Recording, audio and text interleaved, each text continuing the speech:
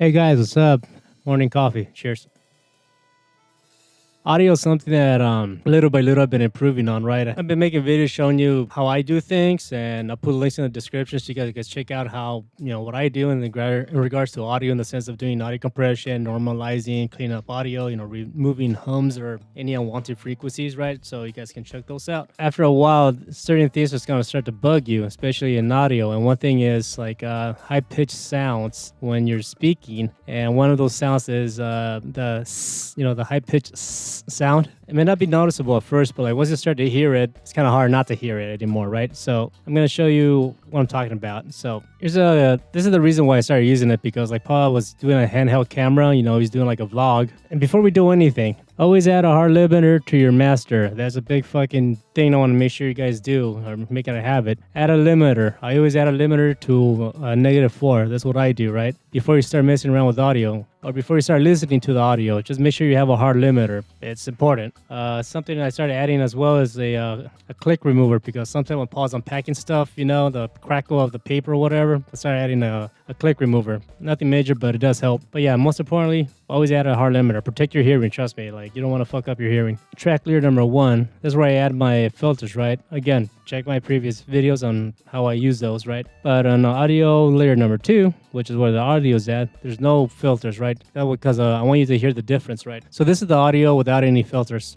I might even make some extras to add in that we didn't actually kind of cover in the video about it, but still remains to be seen.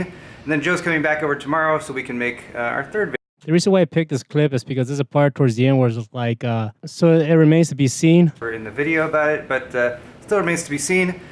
The part that's seen. Still remains to be seen. Still remains to be seen, how it's kind of like a high-pitched sound. Still remains to be seen. All right, so I'm going to move it up to like the layer that has like the Deesser filter. Still remains to be seen. Still remains to be seen. You can hear that difference is like, it's not such a sharp sound. Still remains to be seen. But still remains to be seen. Still remains to be seen. Video about it, but still remains to be seen. So yeah, if like you're not used to using the Deesser like a filter, once you start hearing the difference, then you can start using it. It's kind of like hard not to hear those sounds anymore, right? I recorded myself like kind of like exaggerating like the S sound. Super, super, so. So you hear like the sound. Now this is with the Deesser. Super, so, sup. So it's not as sharp. I mean, obviously it's still there, but basically it's not as bad, right? Okay, so after adding my EQ and all this stuff, and I add my compressor, and I add a little bit of treble, that's when I add the Deesser towards the end of it, right? Because after adding the treble increases like the high frequencies, and that's pretty much like the frequencies where like the sounds are more towards the high area. So we want to reduce those high-pitched S sounds, right? I do a drop-down menu, and I go to amplitude and compression, and I hit Deesser, and I have that here, right? So we can double-click this guy. And the cool thing about like this filter in Premiere Pro is basically you can actually isolate where like those frequencies exist when you have like the high S sound, right? Shenanigans. Something that helps is basically when you're about to hear like the S sound, you pause it. That way, like it gives you more of a clear visual spike. Still remains to be seen. And then Joe's coming back over video about it, but still remains to be seen.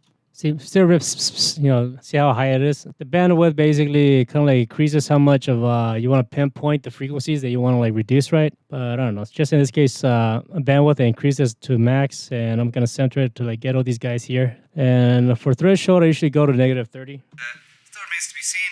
So you can see here how much of the gain reduction it is, right? It reduces like the spiky sound of it. But still remains to be seen. And then Joe's coming back over tomorrow so we can make our third video for the week. Extras to add in that we didn't actually kind of cover in the video about it, but still remains to be seen. Still remains to be seen. Yeah, so you can see pretty much like this one is kind of tricky because kind of like the spikiness is like all over the place, right? So I'm gonna pick around this area, and I'm gonna narrow the bandwidth down because concentrate in this area right here. I don't want it to go past -20, so that threshold that will kick it down a bit. So obviously you don't want to reduce too much of it, because like if you do that, then it sounds like shit. And then Joe's coming back over tomorrow so we can make our third video for the week. It just sounds bad.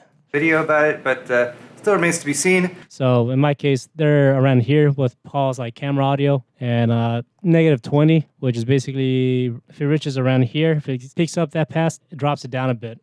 Still remains to be seen. And then Joe's coming back over tomorrow so we can make our third video for the week. You kind of have to play with it, basically, depending on your audio source, right? So that's really all there is to it. I mean, there's not much else I can show you besides that.